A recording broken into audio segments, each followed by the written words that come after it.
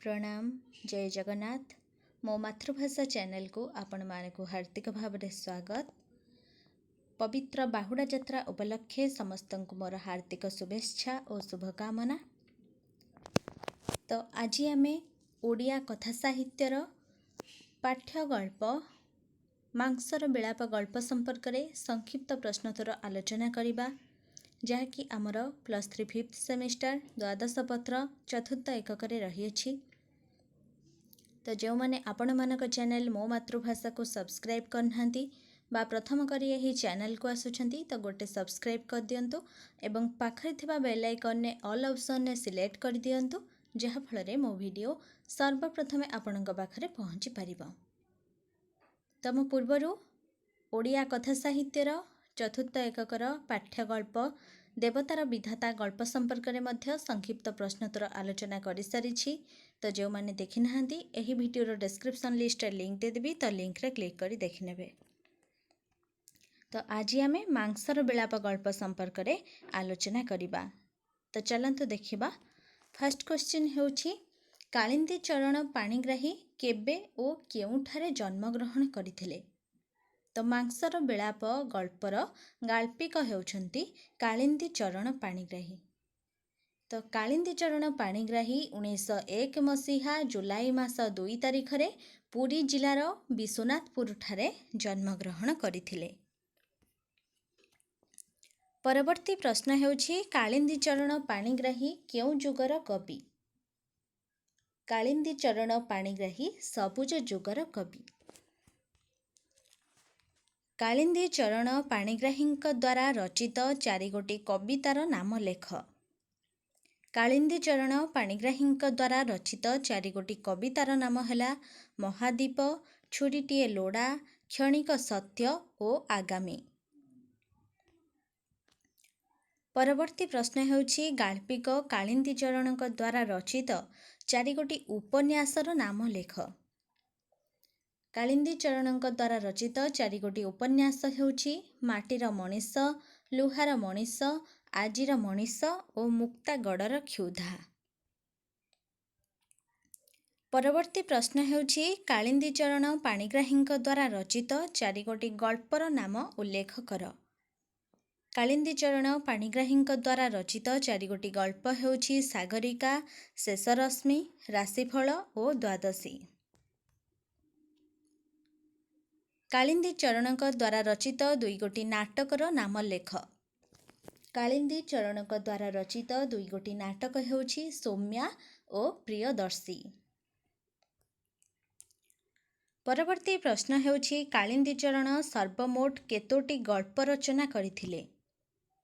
कालिंदी चरण सर्वमोट 36 गोटी गल्प रचना करथिले।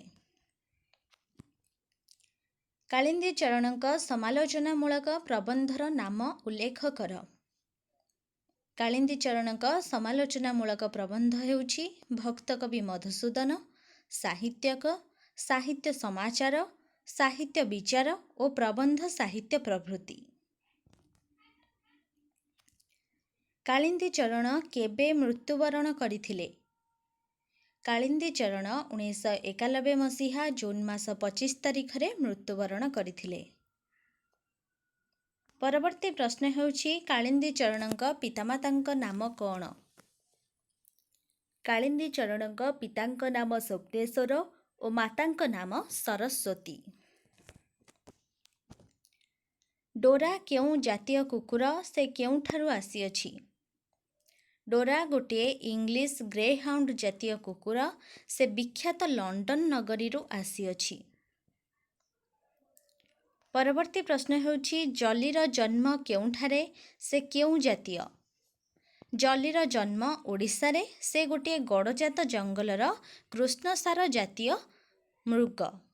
एठारे कुकुर लिखाई किंतु भूल, तो डोरा होची कुकुर, जली होची एक कृष्णसार जातीय मृग। जली और डोरा केउठारे थिले। जली और डोरा जमीदारंक उआसरे थिले। जमीदारंक शिक्षा केउठारे समाप्त होईछि एवं तांकर स्वभाव किपरि थिला। जमीदारंक शिक्षा रायपुर ठारे समाप्त होईछि। ସେ ବେଶ୍ ଆଧୁନିକ ଧରଣର ଲୋକ, ମିଷ୍ଟାଳାପୀ ଓ ଶିଷ୍ଟାଚାର ଗୁଣରେ ସେ ପରିପୂର୍ଣ୍ଣ। ପରବର୍ତ୍ତୀ ପ୍ରଶ୍ନ ହେଉଛି ଜମିଦାର ଉଆସରେ କେଉଁମାନେ ଆତିଥ୍ୟ ଗ୍ରହଣ କରିଥାନ୍ତି? କ'ଣ ସେମାନଙ୍କର ଉଦ୍ଦେଶ୍ୟ? ଜମିଦାର ଉଆସରେ ଅବସର ସମୟରେ ବଡ଼ ବଡ଼ ସାହେବମାନେ ଆତିଥ୍ୟ ଗ୍ରହଣ କରିଥାନ୍ତି। ସେମାନଙ୍କର ଉଦ୍ଦେଶ୍ୟ ଥାଏ ଶିକାର କରିବା। ପରବର୍ତ୍ତୀ ପ୍ରଶ୍ନ ହେଉଛି ଜମିଦାରଙ୍କ ଅନ୍ନରେ କେଉଁ ଜୀବଜନ୍ତୁମାନେ ପ୍ରତିପାଳିତ ହେଉଥିଲେ? ଡୋରା ଓ ଜଲି ବ୍ୟତୀତ ଜମିଦାରଙ୍କ ଅନ୍ନରେ ମର୍କଟ, ଭଲ୍ଲୁକ, ମତ୍ସ୍ୟ ଓ ବିଭିନ୍ନ ଜାତିର ପକ୍ଷୀମାନେ ପ୍ରତିପାଳିତ ହେଉଥିଲେ। ଜଲି ଓ ଡୋରାର ସଙ୍ଗୀ କିଏ ଥିଲା? ଜମିଦାରଙ୍କ ଏକମାତ୍ର 4 ବର୍ଷର କନ୍ୟା ଜଲି ଓ ଡୋରାର ସଙ୍ଗୀ ଥିଲା। ପରବର୍ତ୍ତୀ ପ୍ରଶ୍ନ ହେଉଛି ଜମିଦାରଙ୍କ କାର୍ଯ୍ୟକଳାପ ପ୍ରତି ଲୋକମାନଙ୍କର କି ଧାରଣା ଥିଲା? ଜମିଦାର ବାବୁ ଯେତେବେଳେ ସାହେବମାନଙ୍କ ସହ ମିଳାମିଶା କରୁଥିଲେ, ଲୋକମାନେ ତାଙ୍କୁ ଭ୍ରଷ୍ଟ ବିଧର୍ମାଚାରୀ କହୁଥିଲେ। ଆଉ କେହି ବହୁବେଇ ପ୍ରଜାବିଡ଼କ ବୋଲି ଆଖ୍ୟା ଦେଉଥିଲେ। ଆହାର ପରିଚ୍ଛଦ ଜମିଦାର ବାବୁଙ୍କର ଥିଲା ବିଜାତୀୟ। ପରବର୍ତ୍ତୀ ପ୍ରଶ୍ନ ହେଉଛି ଶୀତ ଛୁଟିରେ ଜମିଦାରଙ୍କ ଭବନରେ କିଏ ଆତିଥ୍ୟ ଗ୍ରହଣ କରିଥିଲେ? ଶୀତ ଛୁଟିରେ ପୋଲିସ ବିଭାଗର ଡିଆଇଜି ସାହେବ ଶିକାର ଉଦ୍ଦେଶ୍ୟରେ ଜମିଦାରଙ୍କ ଭବନରେ ଆତିଥ୍ୟ ଗ୍ରହଣ କରିଥିଲେ। ଶିକାର ସ୍ଥଳଠାରୁ ଜମିଦାରଙ୍କ ଭବନ କେତେ ବାଟ? ଶିକାର ସ୍ଥଳଠାରୁ ଜମିଦାରଙ୍କ ଭବନ 14 ମାଇଲ ଅଟେ। ପରବର୍ତ୍ତୀ ପ୍ରଶ୍ନ ହେଉଛି ଶିକାର ଉଦ୍ଦେଶ୍ୟରେ କେଉଁମାନେ ଜଙ୍ଗଲକୁ ଯାଇଥିଲେ? ଶିକାର ଉଦ୍ଦେଶ୍ୟରେ ସାହେବଙ୍କ ପରିବାର, ଜମିଦାର, ଚାକର, ଖାନସମା, ବେଠିଆ, ସାହେବଙ୍କ 2ଟି ଶିକାରୀ କୁକୁର ଏବଂ ଜମିଦାରଙ୍କ ଜଲି ଆଉ ଡୋରା ଯାଇଥିଲେ। ପରବର୍ତ୍ତୀ ପ୍ରଶ୍ନ ହେଉଛି ନୈଶ ଭୋଜି ପାଇଁ ସାହେବ ଜମିଦାରଙ୍କୁ କ'ଣ କହିଲେ? ନୈଶ ଭୋଜି ପାଇଁ ସାହେବ ଜମିଦାରଙ୍କୁ ଜଲିକୁ ଶିକାର କରି ଖାଇବା ପାଇଁ କହିଥିଲେ। ଜଲିକୁ ଜମିଦାର କେଉଁଠାରୁ ପାଇଥିଲେ? ଦିନେ ଜମିଦାର ତାଙ୍କ ବିଦେଶୀ ବନ୍ଧୁଙ୍କଠାରୁ ଶିକାର କୌଶଳ ଶିଖିବା ସମୟରେ ଅଚାନକ ବନ୍ଧୁକର ଗୁଳି ଫୁଟିଲା। ସେ ସମୟରେ ଜଲିକୁ ତା ମା ସ୍ତନ୍ୟପାନ କରୁଥିଲା। ଗୁଳି ଜଲିର ମା ବକ୍ଷ ଭେଦ କଲା। ସେଇଠି ଟଳି ପଡ଼ିଲା ଜଲିର ମା। ଜଲିକୁ ସେଠାରୁ ଜମିଦାର ନେଇ ଆସିଥିଲେ। ପରବର୍ତ୍ତୀ ପ୍ରଶ୍ନ ହେଉଛି ଜମିଦାର ବାବୁଙ୍କର ଜଲି ପ୍ରତି କିପରି ବାତ୍ସଲ୍ୟ ଶ୍ରଦ୍ଧା ଜନ୍ମିଥିଲା? ବିଦେଶୀ ବାବୁଙ୍କଠାରୁ ଏହି ଶିକାର କୌଶଳରେ ଯଥେଷ୍ଟ ବାହାବା ପାଇଲେ ହେଁ ଏହି କ୍ଷୁଦ୍ର ଶିଶୁ ଜଲିର ନିର୍ବୋଧ ଆଖି ଦୁଇଟିକୁ ଚାହିଁ ତାର ମାତୃହନ୍ତା ଜମିଦାରଙ୍କର ଜଲି ପ୍ରତି ଗୋଟିଏ କିପରି ବାତ୍ସଲ୍ୟ ଶ୍ରଦ୍ଧା ଜନ୍ମିଥିଲା। ପରବର୍ତ୍ତୀ ପ୍ରଶ୍ନ ହେଉଛି ଶିକାର କରିବାକୁ ନ ପାଇ ସାହେବ ଥରେ କ'ଣ କରିଥିଲେ ବୋଲି ସାହେବଙ୍କ ସ୍ତ୍ରୀ କହିଥିଲେ? ସାହେବଙ୍କର ପ୍ରତିଦିନ ଶିକାର କରିବାର ଅଭ୍ୟାସକୁ ତାଙ୍କ ସ୍ତ୍ରୀ ତାରିଫ କରନ୍ତି। ଥରେ କିଛି ଶିକାର କରିବାକୁ ନ ପାଇ ସାହେବ ନିଜର ବେକ କାଟିବାକୁ ଉଦ୍ୟତ ହୋଇଥିଲେ ବୋଲି ସାହେବଙ୍କ ସ୍ତ୍ରୀ କହିଥିଲେ। ସାହେବ ଛୁରୀ ଧରି ଆସିଲା ବେଳେ ଡୋରା କ'ଣ କଲା?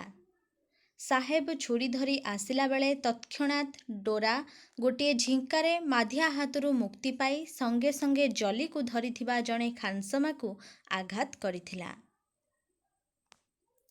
ପରବର୍ତ୍ତୀ ପ୍ରଶ୍ନ ହେଉଛି ଜଲିକୁ ଦେଖି ଜମିଦାର ବାବୁଙ୍କ ଭାବନା କ'ଣ ଥିଲା? ଜମିଦାର ବାବୁ ଦେଖିଲେ ଜଲି କାତର ଦୃଷ୍ଟିରେ ତାଙ୍କୁ ସାହାଯ୍ୟ କରିବାକୁ ଚାହୁଁଛି। ସାହେବ ଛୁରୀ ଧରି ଜଲି ନିକଟକୁ ଆସିଲା ବେଳେ ଜମିଦାର ବାବୁ କ'ଣ କଲେ? ସାହେବ ଛୁରୀ ଧରି ଜଲି ନିକଟକୁ ଆସିଲା ବେଳେ ଜମିଦାର ବାବୁ ପକେଟରୁ ରୁମାଲ କାଢ଼ି ନିଜ ମୁହଁକୁ ଘୋଡ଼ାଇ ଦେଲେ। କାରଣ ଜଲିର ମୃତ୍ୟୁକୁ ସେ ନିଜ ଆଖିରେ ନ ଦେଖିବା ପାଇଁ ଏହା କରିଥିଲେ। ପରବର୍ତ୍ତୀ ପ୍ରଶ୍ନ ହେଉଛି ମାଧିଆ ଆସି ଜମିଦାର ବାବୁଙ୍କୁ କ'ଣ ଖବର ଦେଲା? ନୈଶ ଭୋଜି ସମାପ୍ତ ପରେ ମାଧିଆ ଆସି ଜମିଦାର ବାବୁଙ୍କୁ କହିଲା, ଡୋରାକୁ ମାଂସ ଆଦି ଯେତେ ଯାହା ଦିଆଗଲେ ମଧ୍ୟ ସେ ସ୍ପର୍ଶ କରୁନାହିଁ। ଜମିଦାର ବାବୁ ସ୍ୱପ୍ନରେ କ'ଣ ଦେଖିଲେ? ଜମିଦାର ବାବୁ ମଣିଷ ଭାଷାରେ ବାକ୍ୟ ଉଚ୍ଚାରଣ କଲାପରି ଗୋଟିଏ ଶିଶୁର ବାର୍ତ୍ତା ଶୁଣିବାକୁ ପାଇଲେ। ମୁଁ ପରା ମୋ ମାଆକୁ ଛାଡ଼ି ତୁମକୁ ଆଶ୍ରୟ କରି ଧରିଥିଲି। ପରବର୍ତ୍ତୀ ପ୍ରଶ୍ନ ହେଉଛି ଜମିଦାରଙ୍କ ଅନ୍ତରାତ୍ମା ବାହୁନି ବାହୁନି କ'ଣ ଚିତ୍କାର କରୁଥିଲା? ଜମିଦାରଙ୍କ ଅନ୍ତରାତ୍ମା ବାହୁନି ବାହୁନି କହୁଥିଲା, ଜଣେ ବଞ୍ଚିବ ବୋଲି ଆଉ ଜଣଙ୍କର ମୃତ୍ୟୁ କ'ଣ ନିହାତି ଆବଶ୍ୟକ? ମନୁଷ୍ୟ ଯେ ବିଶ୍ୱକୁ ଗ୍ରାସ କରିଛି, ଏହାର ଯୁକ୍ତି କ'ଣ ନା ସେ ସବୁ ଜୀବଠାରୁ ବୁଦ୍ଧିମାନ ଓ ବିବେକବାନ? ଜମିଦାର ବାବୁଙ୍କ 4 ବର୍ଷର ଝିଅ ଜଲିର ମୃତ୍ୟୁ ଖବର ଶୁଣି କ'ଣ କହିଥିଲା? ମୋତେ ମାଧିଆ କହିଲା, ସାହେବ ଜଲିକୁ ମାରିଛନ୍ତି। ମୁଁ ସାହେବଙ୍କୁ ମାରିବି। ଜମିଦାର ବାବୁଙ୍କ 4 ବର୍ଷର ଝିଅ ଜମିଦାରଙ୍କୁ ଏହି କଥା କହିଥିଲା। ପରବର୍ତ୍ତୀ ପ୍ରଶ୍ନ ହେଉଛି ଜମିଦାରଙ୍କ ଅତିଥିଶାଳା କେଉଁ କାର୍ଯ୍ୟରେ ଲାଗିଲା? ସାହେବଙ୍କ ଉପଯୋଗୀ ଅତିଥିଶାଳା ଦରିଦ୍ରମାନଙ୍କ ପାଇଁ ପାନ୍ଥ ନିବାସରେ ପରିଣତ ହେଲା। ଜମିଦାରଙ୍କ ଉଆସରେ ଆମିଷ ପ୍ରବେଶ ନିଷେଧ ଥିଲା ଏବଂ ଜମିଦାରୀ ମଧ୍ୟରେ କେହି ମୃଗ ଶିକାର କିମ୍ବା ପଶୁବଧ କରିପାରିବେ ନାହିଁ ବୋଲି ହୁକୁମ ଜାରି ହେଲା। ପରବର୍ତ୍ତୀ ପ୍ରଶ୍ନ ହେଉଛି ମାଧିଆ ଡୋରାକୁ କେଉଁଠି ଦେଖିଲା? କୌଶଳକ୍ରମେ ଡୋରା ଖସିଯାଇ ଶିକାର ପାଇଁ ପ୍ରସ୍ତୁତ ହୋଇଥିବା ତମ୍ବୁ ନିକଟରେ ଯେଉଁଠି ଜଲିକୁ ବଦ୍ଧ କରାଯାଇଥିଲା, ସେଠାରେ ଡୋରା ସେ ସ୍ଥାନର ମାଟିକୁ ଆଘ୍ରାଣ କରୁଥିବାର ଦେଖିବାକୁ ପାଇଲା। ଜଙ୍ଗଲର କାଠୁରିଆମାନେ କ'ଣ କହନ୍ତି? ଜଙ୍ଗଲରେ କାଠ କାଟୁଥିବା କାଠୁରିଆମାନେ କହନ୍ତି, ନିବିଡ଼ ଜଙ୍ଗଲ ମଧ୍ୟରେ କାଠ କାଟିଲା ବେଳେ ସେମାନେ ବହୁବାର ରୁଦ୍ଧ ପଶୁକଣ୍ଠର ଗୋଟିଏ କରୁଣ ଆର୍ତ୍ତବିଳାପ ଶୁଣିପାରନ୍ତି। ପରବର୍ତ୍ତୀ ପ୍ରଶ୍ନ ହେଉଛି ମାଂସର ବିଳାପ ଗଳ୍ପର ଅନ୍ତଃସ୍ୱର କ'ଣ?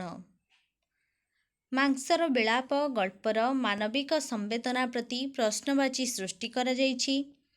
ପଶୁ କୌଣସି ଗୁଣରେ ମଣିଷଠାରୁ କମ୍ ନୁହେଁ, ଏହା ହିଁ ଗାଳ୍ପିକ ସ୍ପଷ୍ଟ ଭାବେ ବର୍ଣ୍ଣନା କରିଛନ୍ତି। ଏହା ହିଁ ଉକ୍ତ ଗଳ୍ପର ଅନ୍ତଃସ୍ୱର। ତ ଏହି ମାଂସର ବିଳାପ ଗଳ୍ପଟିରେ କିପରି ଗୋଟେ କୁକୁର ଏବଂ ମୃଗ, କୃଷ୍ଣସାର ଜାତୀୟ ମୃଗ ଜଲି ଏବଂ ଡୋରା ମଧ୍ୟରେ କିପରି ସମ୍ପର୍କ ରହିଛି ଏବଂ ପଶୁ କୌଣସି ଗୁଣରେ ମଣିଷଠାରୁ କମ୍ ନୁହେଁ, ତାହା ହିଁ ଏହି ଗଳ୍ପର ଅନ୍ତଃସ୍ୱର ଅଟେ ବା ଏହି ଗଳ୍ପରେ ପ୍ରତିପାଦିତ ହୋଇଛି। ତ ପରବର୍ତ୍ତୀ ସମୟରେ ଆମେ ଏହାର ବିଷୟବସ୍ତୁ ବା ଦୀର୍ଘ ପ୍ରଶ୍ନୋତ୍ତର ଆଲୋଚନା କରିବା, ସେ ବିଷୟରେ ଭଲରେ ବୁଝି ହେବ। ତ ଭିଡ଼ିଓ ଭଲ ଲାଗିଥିଲେ ଲାଇକ୍ କରିବାକୁ ଆଦୌ ଭୁଲିବେନି ଏବଂ ସାଙ୍ଗମାନଙ୍କୁ ସେୟାର କରିଦେବେ, ଯାହାଫଳରେ ସେମାନେ ମଧ୍ୟ ଉପକୃତ ହୋଇପାରିବେ। ତ ପରବର୍ତ୍ତୀ ସମୟରେ ଆମେ ମଧୁବନର ମେୟର ଗଳ୍ପ ସମ୍ପର୍କରେ ଆଲୋଚନା କରିବା। ତ ରହୁଛି, ସମସ୍ତେ ଭଲରେ ରୁହନ୍ତୁ, ଖୁସିରେ ରୁହନ୍ତୁ। ଧନ୍ୟବାଦ।